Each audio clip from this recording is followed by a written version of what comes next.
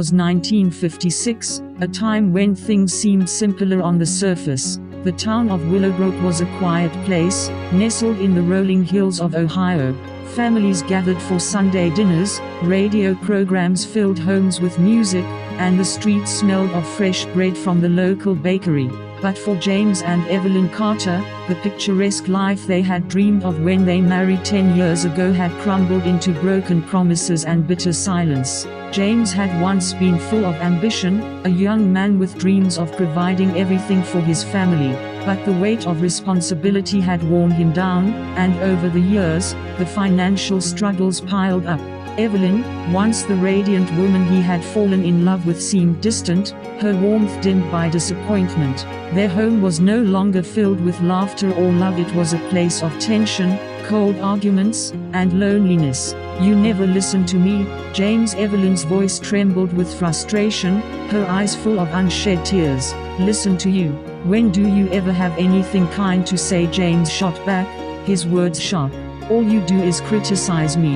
I'm out here trying to keep this family afloat while you sit there with your endless complaints." "I'm not complaining. I'm begging you to see me, to care about us," Evelyn shouted, her voice breaking. "I'm tired, James. I can't keep fighting alone." "Neither can I." His voice was low, almost a whisper, but the weight of defeat in it was clear.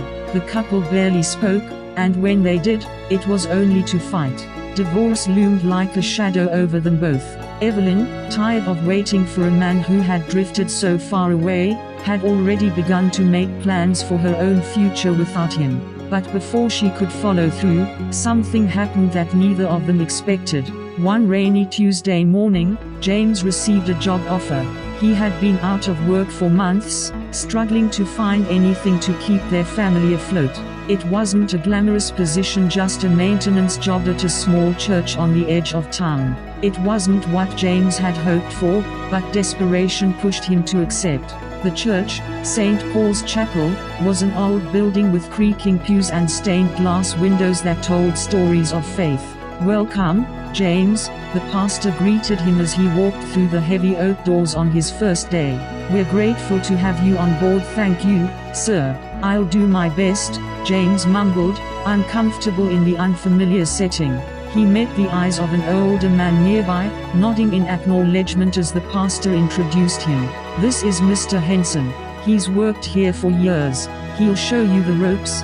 Mr. Henson smiled warmly, offering his hand.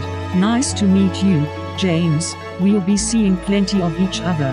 Each day, James showed up, mop in hand, quietly doing his job and avoiding the pastor's eyes. He wasn't much of a religious man anymore. Maybe he never had been. Life had hardened him, made him cynical. God, he thought, was as far away as Evelyn was. But there was one person at the church who noticed James M.R. Henson. With his silver hair and kind eyes, Mr. Henson had worked at the church for as long as anyone could remember. He was a quiet man, but there was something peaceful about him, a kind of joy that James found both unsettling and intriguing. They started working side by side, and over time, Mr. Henson began to share stories. It wasn't anything pushy or preachy, just simple conversations during their shifts. He spoke about life, about how he had once been a young man who made mistakes, how he had nearly lost everything: his job, his family, his wife. But then, he would say, "Jesus found me when I was lost." "You ever feel like it's too late to fix things?" James asked one day, his voice unusually vulnerable as they swept the sanctuary. Mr. Henson paused, leaning on his broom. "I did, for a long time. Thought I'd ruined everything. But Jesus found me in my worst moment. He never gave up on me, even when I gave up on myself." "I don't know about all that," James muttered, shaking his head. "I've messed up too much." "We all have," Mr. Henson said gently, "but he specializes in fixing messes, James. You just have to let him." At first, James brushed it off. But Mr. Henson kept talking, each day sharing a bit more of his story: how pride and anger had destroyed his marriage, how he had turned his back on everything good in his life. He spoke of the day when his wife left him, and how he found himself kneeling in an empty church, broken and at the end of himself. Back at home, things were still strained. One evening, James and Evelyn sat at the dinner table, the silence between them deafening. "I can't keep pretending everything's fine, James," Evelyn said quietly, not meeting his eyes. "I don't even know who we are anymore." "I'm trying," James replied, a hint of desperation in his voice. "I'm trying to figure things out." "Well, try harder," she said, standing up abruptly, "because I don't know how much longer I can wait." That's when I finally heard him, Mr. Henson said one afternoon, while polishing the floor.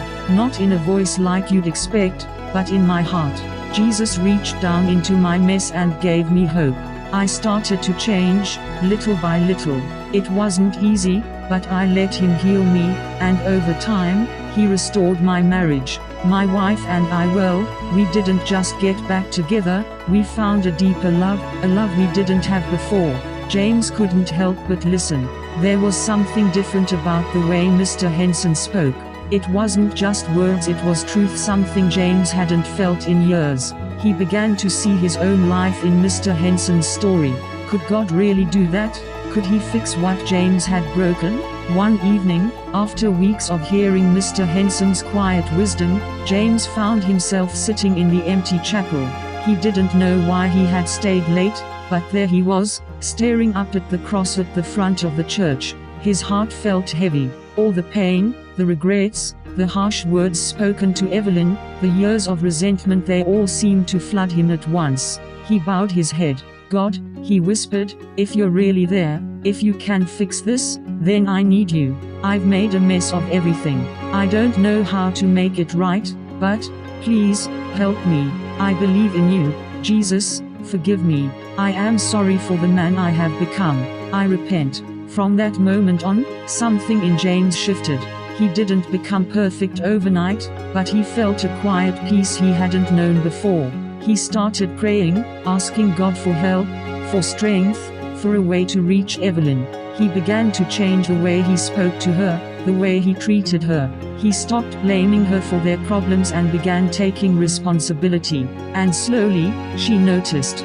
One day, James came home with a bouquet of daisies, Evelyn's favorite flowers. "Just because," he said softly, handing them to her. She stood there, stunned, the wall around her heart trembling. "Thank you," she whispered, the smallest crack in her defenses appearing. But Evelyn wasn't sure what to make of it. She had been hurt so many times, and the walls around her heart were thick. When James spoke about how he was trying to turn his life around, how he was learning to follow Jesus, she was skeptical. She wasn't ready to believe it, she wasn't ready to open her heart again. Then one afternoon, everything changed. James had stayed late at work, and on his drive home, he lost control of the car on a rain-slicked road.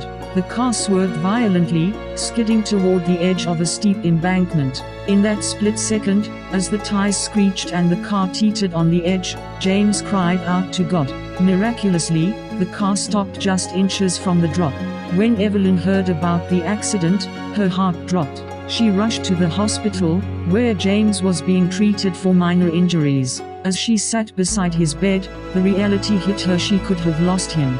The thought of life without him, despite all their struggles, terrified her. Tears filled her eyes as she realized how much she still loved him. "I thought I'd lost you," Evelyn whispered, her hand trembling as she held his. "I don't know what I would have done if..." Her voice broke, the tears falling freely now. "I'm still here," James said softly, squeezing her hand. "And I'm not going anywhere. I'm fighting for us, for you."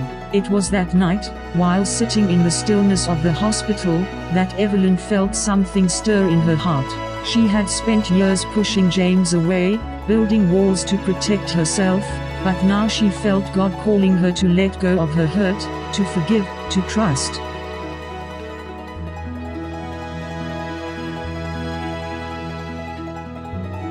She had seen the change in James, and she knew it wasn't just an act. Something was different. Evelyn bowed her head right there in that sterile hospital room and prayed for the first time in years. "God, if you can change him, then maybe you can change me too. I don't know how to fix this, but I'm giving you my heart. Help me." In the weeks that followed, James and Evelyn began to rebuild what had been broken. It wasn't easy, but now they had something they hadn't had before: a shared faith in Jesus. Little by little, they learned to love each other again, not just with the shallow love they had when they were young, but with a deeper, stronger love, rooted in grace. Their marriage, once on the brink of destruction, became a testament to God's power to heal and restore. And together, they walked a new path, one where faith, forgiveness, and love were at the center.